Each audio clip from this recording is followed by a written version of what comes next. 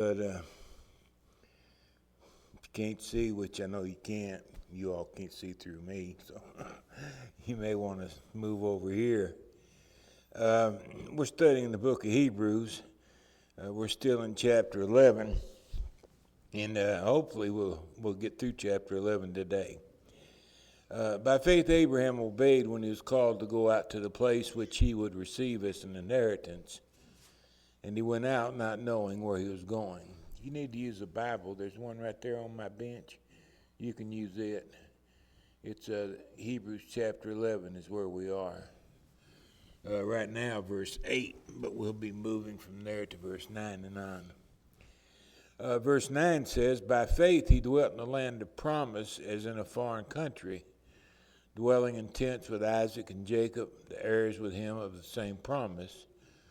For he waited for the city which has foundations, whose builder and maker is God.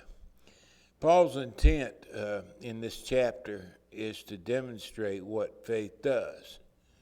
We know that faith believes, but faith is more than just belief. Faith actually does something. It's a motivator. It's your motivation. And in a series of examples, he's going to make this very point. By faith, he dwelt. Abraham dwelt. He waited in the land of promise as in a foreign country. You remember, he'd left the Ur of the Chaldeans, went to Canaan land. And he didn't know anyone there. He was a stranger. No one really wanted anything to do with him. He could have went back home. I'd say most people probably would have went back home.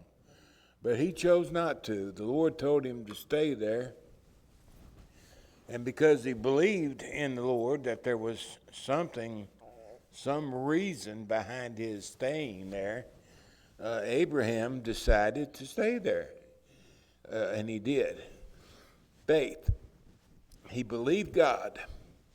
Therefore, he dwelt in the land of promise as in a foreign country. He dwelt in tents. Didn't have a house. He probably had a house in the Ur. Probably had a pretty good house in the Ur, and they were fairly well off. But he's living in tents now, and he's content to live that way. He's taken a major step down in his living accommodations. He dwelt in tents with his boys Isaac and Jacob, who were also heirs with him of the same promise. The reason being, he waited for the city which has foundations, whose builder and maker is God. He believed there was heaven. He believed that he would have a home in heaven. And because he believed, he dwelt in the land of promise. He dwelt in tents. Not too good of a way to live, and he waited until the time would come until he could go and be with God in heaven. Faith is an action. It's not mere belief. That's not the kind of faith the Lord's looking for. Faith is a belief that is so strong it motivates a person to do what the Lord would have him to do. Faith is, we're saved by faith. We know the Bible teaches that. We're saved by grace, but it's through faith, we're told, distinctly. And that faith that we're talking about now is belief conjoined with works. And that's the way all the Greek lexicons define the word. Like we go to our Webster Dictionary to find out what a word means. The Greek lexicons, I've got several at home, but they all say the same thing. Faith is belief conjoined with works. It's not mere belief. And, you know, it's taught that way by many people today, which is incorrect. In Romans 10 and 17, Paul said, faith comes by hearing, hearing by the word of God. Where did he learn about heaven? Well, the Lord told him. The Lord told him one day he would have a home with him in heaven, obviously.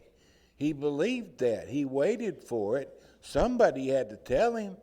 He'd never seen heaven. He didn't know what a heaven was. until the Lord told him that there was a heaven that awaited him for his faithfulness. His prospects didn't look too good. He left a decent place to live, and he went to the land of Canaan, where he was a foreigner to everybody there, and he had to live in a tent, and he had to live that way as he waited for heaven. He heard God's promise, and because he believed God would keep his word, he lived his life accordingly.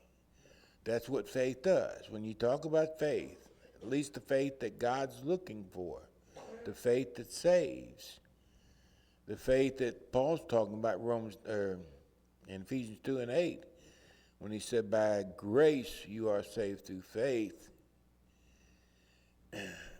It's grace that saves us, and it's because of faith that God chooses to give us grace.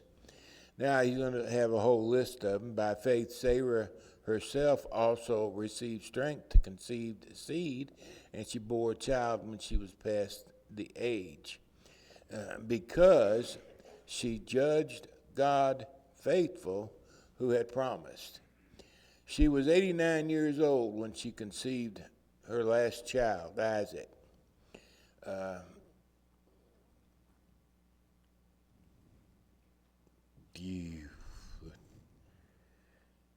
At age 89, a lot of times people have different rooms or different beds or whatever.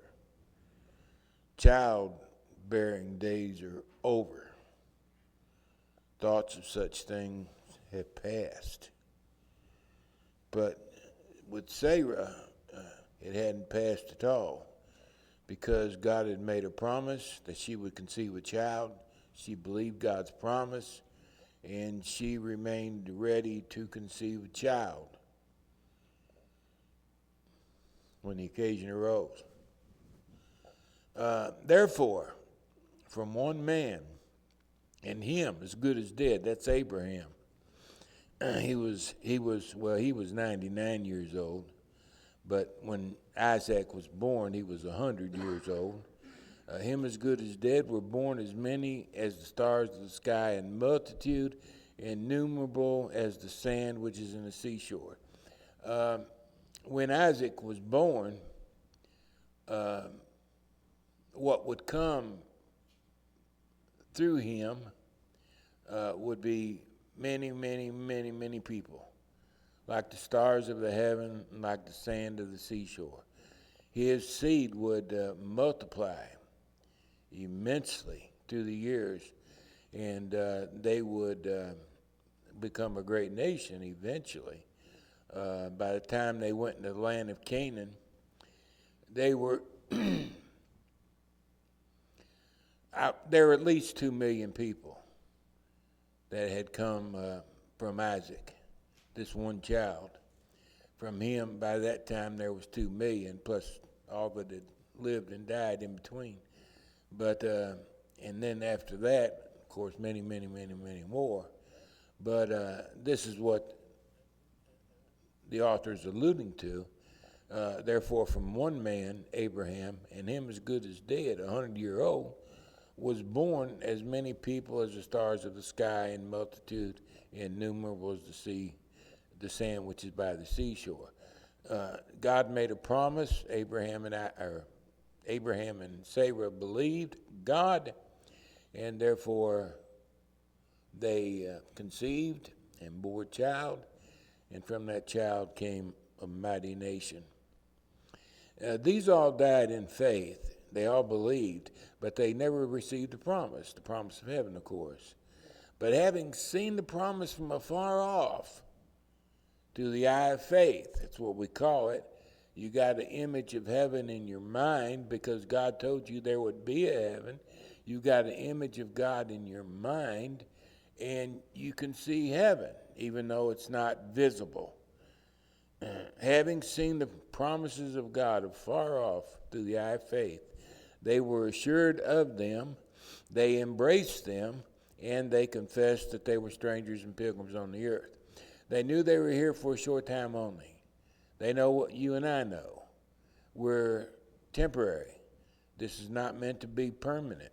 It's a temporary existence. We live to give us an opportunity to choose to believe God or not, whichever we prefer to do. It's up to us.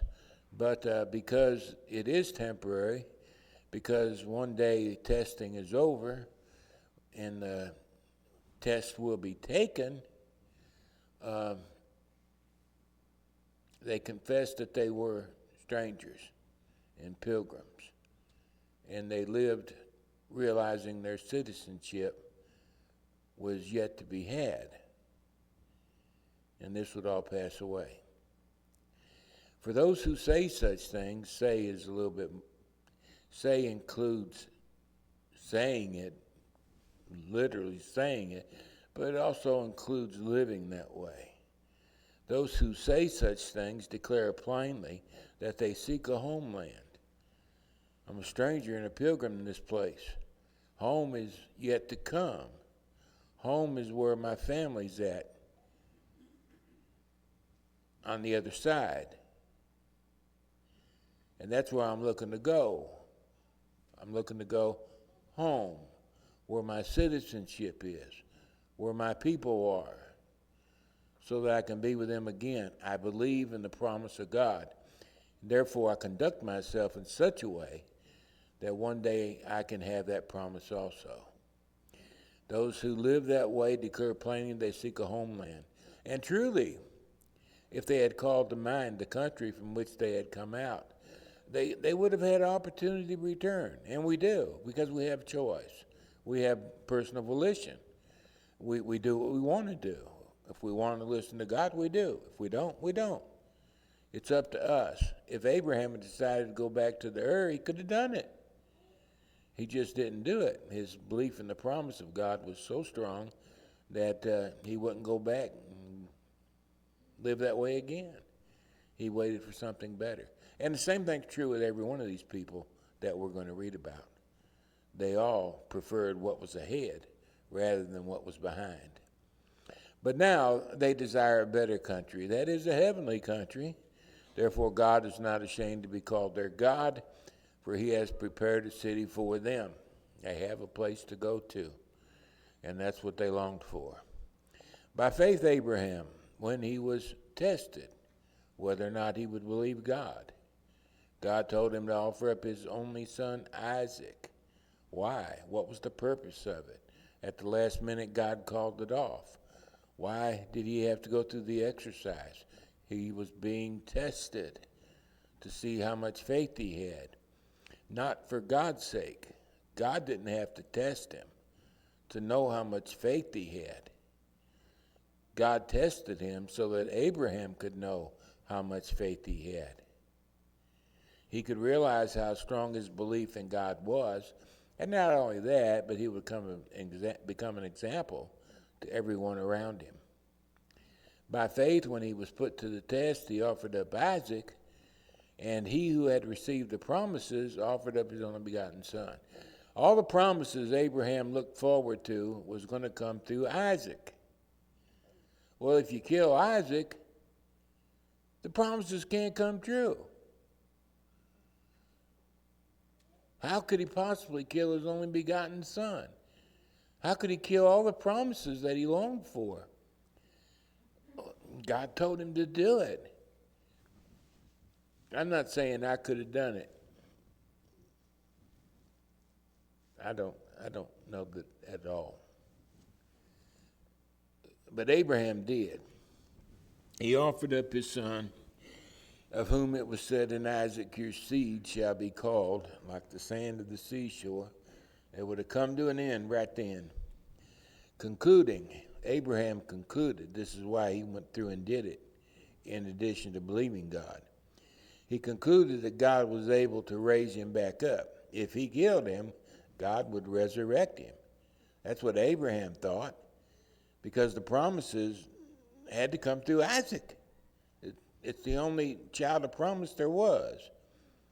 And Abraham thought in his mind, if I kill this boy, he's 13 years old, if I kill this boy, my posterity's gone. All my hopes are dashed, but being who he is, God can raise him back up to life, even from the dead, from which he also received him in a figurative sense, which he did. In Abraham's mind, that boy is as good as dead. So when God stopped him, or the angel stopped him, in a figurative sense, he did receive him back to life, because he was dead in his mind and heart, and then he got him back. By faith, Isaac blessed Jacob and Esau concerning things to come. By faith, Isaac blessed Jacob and Esau. Why did you bless them two boys, Abraham? I believe God. By faith, Jacob, when he was dying, he blessed each of the sons of Joseph and worshipped, leaning on the top of his staff. By faith, Joseph, when he was dying, made mention of the departure of the children of Israel from the land of Canaan from the land of Egypt back to Canaan. And he gave instruction concerning his bones. That is, Joseph told them that when God calls you to go back to Canaan, I want you to dig up my bones and take them with you and bury them there in the land of Canaan. Why did he say such a thing? He believed God and his promises. By faith, they did this. By faith, they did that. By faith, they didn't just sit down. By faith, they did something. And because of belief, conjoined with works, the belief motivated them to do something. They had faith, and God blessed them. By faith, Moses, when he was born, was hidden 3 months by his parents. Here we're not talking about the faith of Moses, we're talking about the faith of his parents. They were told that Moses had to die when he was born. All the male children had to die when they were born. And they defied the order of the Pharaoh of Egypt. And instead they hid Moses. Why? Because they saw he was a beautiful child. Because they saw that he was special. He wasn't an ordinary child. He was an ordained child, if you will. How did they see it? I have no idea. But there was something in Moses, something they could recognize, that Moses wasn't an ordinary kid. God would have a special work for him, which he did.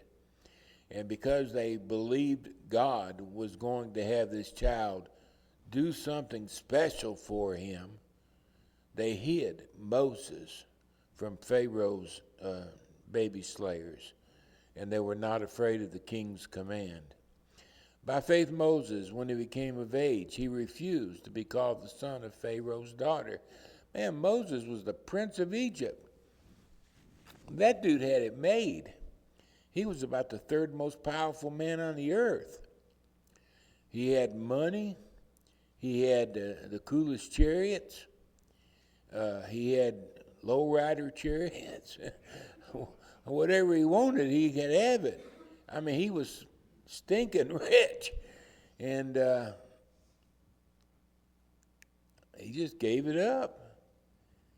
He refused to hold that position. Why? Well, he chose instead to suffer affliction with the people of God rather than enjoy the passing pleasures of sin. Our author doesn't disavow that there are pleasures to sin. Sometimes I've heard people say there aren't any pleasures to sin, but that's not true. People want to sin because it's pleasurable. People commit adultery because it's pleasurable. You know, it's not because they have to, it's because they want to. There's pleasure to be found. The same thing. People look for pleasure and they drink alcohol or use drugs or whatever. They find pleasure in it, at least for a little while, but usually it comes back around to bite you, and the pleasure's gone. Get caught committing adultery, and you lose everything you had. Your kids are taken away from you. Everything's gone. You lost your spouse. The same thing with alcohol or drugs. Many a life has been ruined with alcohol. We used to see it a whole lot more than you do now, I think. But at least I did. But drugs, I forgot how many young people are dying every year because of these drugs. And sometimes, they think they're getting a hold of good drugs. I don't mean that way. Drugs that are not necessary to get you high, but a lot of times in college where kids are taxed from so much studying, they take certain pills to stay awake, to keep functioning. And now, the Chinese are mixing fentanyl with them drugs.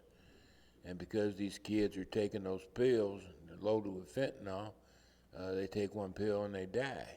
A lot of kids dying that way. And it's just a horrible thing.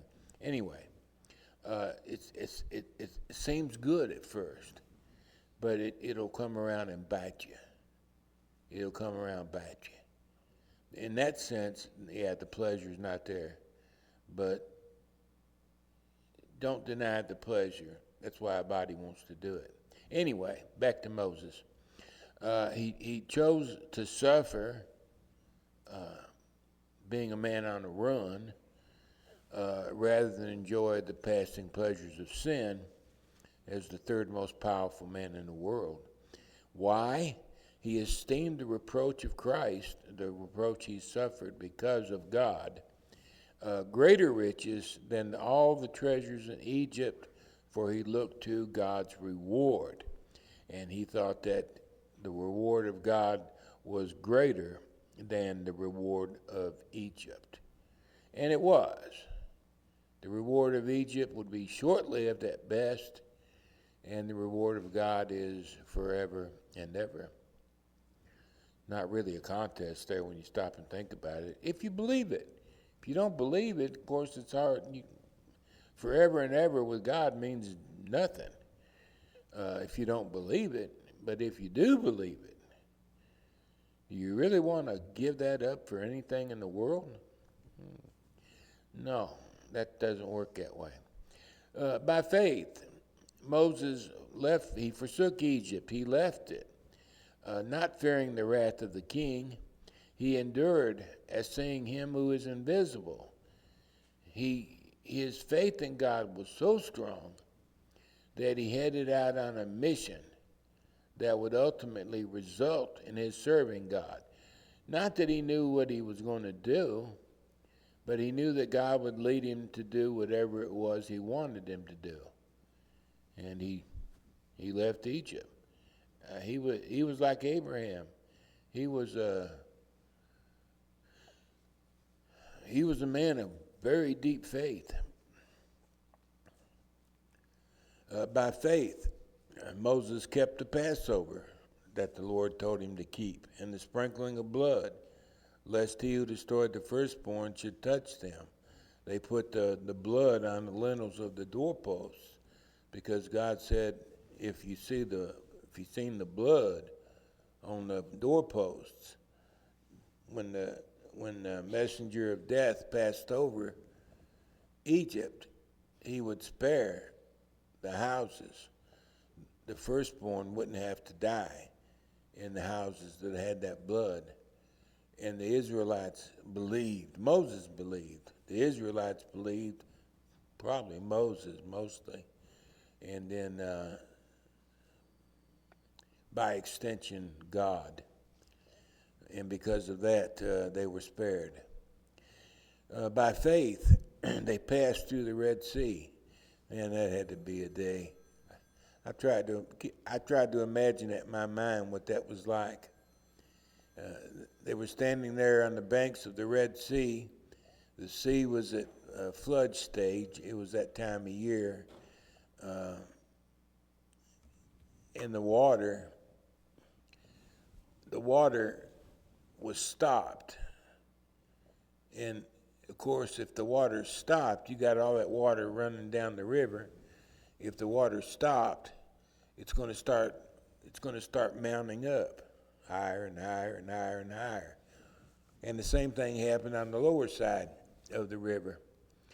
And of course, you would think the ground underneath all that water would be muddy, so muddy you wouldn't be able to walk across it. But the Israelites had to walk across it. The sea was parted. They don't tell us how much, Moses didn't, but it had to be really, really, really, really, really wide. Some experts say might have been a mile wide, that dry land, and a couple million Israelites had to cross over to the other side, and they did it. All that water is up over their head. You think that water's going to come crashing down on you, and they walked across it. Why? They had faith. Faith does something. It's not mere belief. Faith does. Don't ever doubt that. I know many preachers today. They talk about faith as being static. It's not. It's not static at all. Faith is very active, because a person believes, they act. That's faith. Whereas the Egyptians, when they attempted to pass the Red Sea, they were all drowned. They found artifacts down there of chariot wheels and things like that at the point where they believed the crossing was. Well, it must have been there, because that's where they found all this stuff in their excavations. By faith, the walls of Jericho fell down after. That's important too. Remember, they walked around the city of Jericho 7 times, and the city just stood there like a big dumb thing. They were hoping that the walls would fall down and they could go in and conquer the city. And they walked around 1 day, 2 day, 3 day. God had promised them, if you walk around the city, I'll make the walls fall down. Well, he did. After they did what he told them to do. Think about that. The promise wasn't fulfilled till they did what they were told to do. We talk about baptism, for example, as being essential to salvation. That a person must be immersed in water for the forgiveness of sins by the authority of Jesus Christ in order to receive forgiveness of sin. In other words, the reward of forgiveness of sins comes after that particular act, not before. You can't believe and pray to God and be saved. The Bible doesn't teach that. You can't believe and lay your hands on the television and be saved. No one is saved by faith alone, even though it's the most popular doctrine in the Protestant religion. It's just not true. Like the Israelites of old, the reward came after they did what God wanted them to do. And when you look at all of these examples, you'll notice that it's the same in every case. In every case, the promise came after the reward. God gave promise to Abraham that he would have a child. He did that when he was 70 years old. Abraham turned 71, no child. 72, no child. Count off to 25 years, no child. And then finally, at the age of 100, way past the age of firebearing, he had a son. After he demonstrated his faith, his belief, came the reward. You've got to listen to God. And sometimes people don't want to. And it's sad. By faith, the harlot Rahab, she didn't perish with all the other pagans who did not believe when she had received the spies with peace. It was because she received the spies and hid them that Rahab was spared from the wrath of God. James says what the Hebrews author is trying to teach us in chapter 11. Do you see that faith was working together with works, and by works, faith was made perfect? His point is you can't separate the two. They go hand in hand. Because belief motivates. That's what belief does. I believe, therefore, Paul said, I speak. It was because of his faith in God. That brings us to section 3, faithful people of the Old Covenant men and women. There's so many, I'm just going to pretty much go through them quickly. And what more shall I say? These are all examples of the same thing. We can go back, I don't want to do that in this class, but we can go back and check all of them, and you're going to find out it's the same in every case. For the time would fail me to tell of Gideon and Barak and Samson and Jephthah, also of David and Samuel and the prophets. These all, by faith, did something. Who through faith, this is what they did. They subdued kingdoms. They worked righteousness, working righteousness. That's doing what's right, doing what God would have you do. That's working righteousness. A righteous person is simply a person who does what's right. And God defines what is right. So anybody who is a righteous person is a person who is living by faith. Through faith, they subdued kingdoms, worked righteousness, they obtained God's promises, and they stopped the mouths of lions. They quenched the violence of fire, escaped the edge of the sword. Out of weakness were made strong, became valiant in battle, turned to flight the armies of the aliens. It was all through faith. Women received their dead, raised to life again. Several examples of that in the Old Testament. Others, they were tortured, not accepting deliverance. They could have accepted deliverance. I know more about the Christian era. If a body would just deny the Christ, their life would be spared. And most did deny the Christ, but there were some who did not.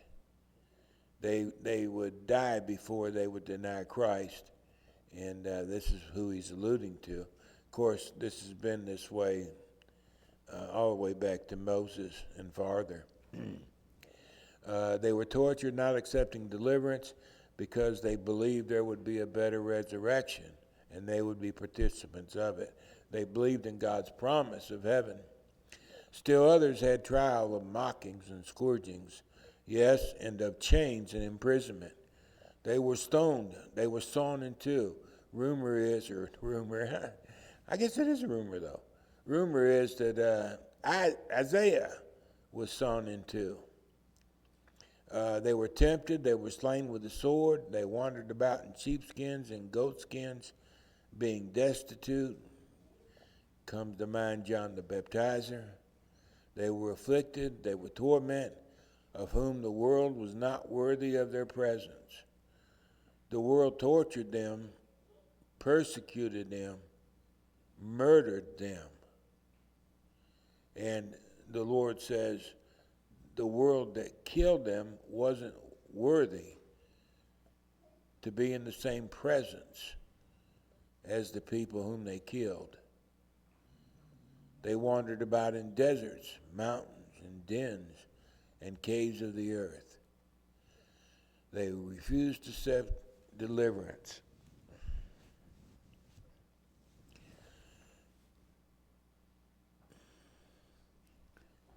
I thought you was going to tell me to stop.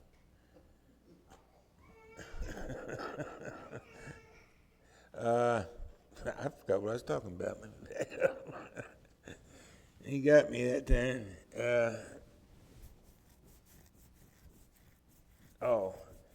When you go back historically, one of the things you see is that these are, well, they're the cream of the crop, really.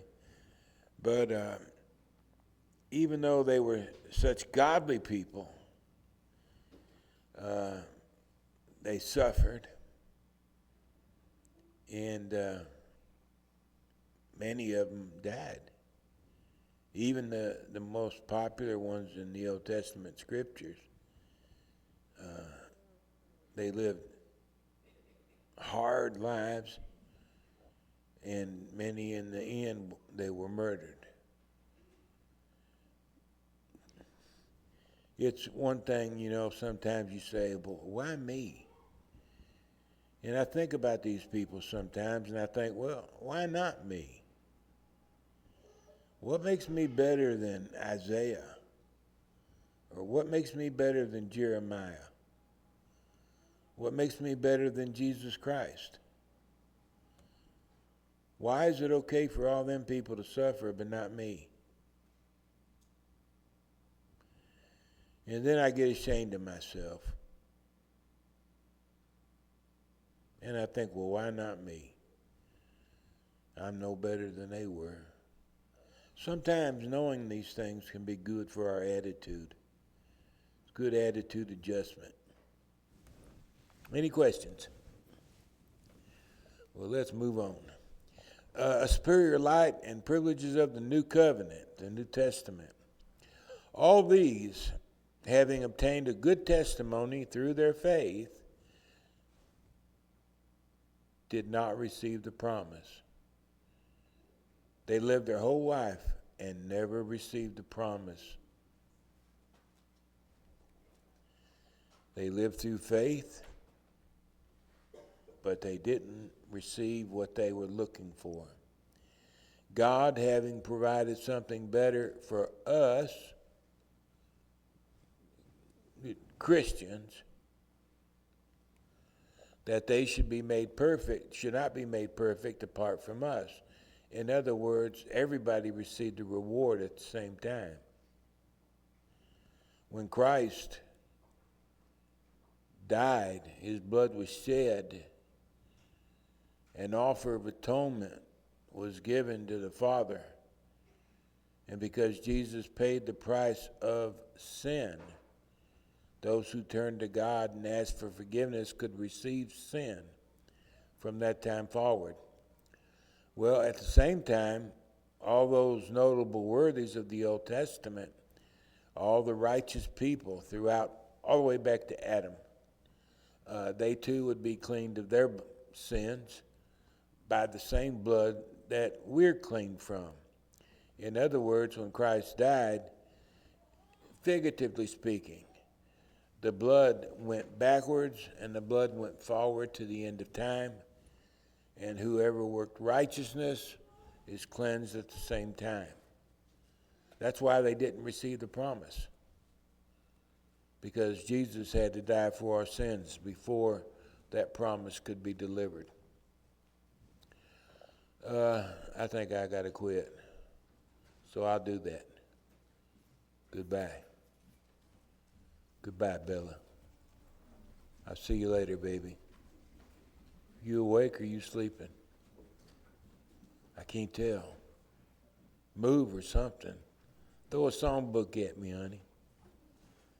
Boy, you're mean.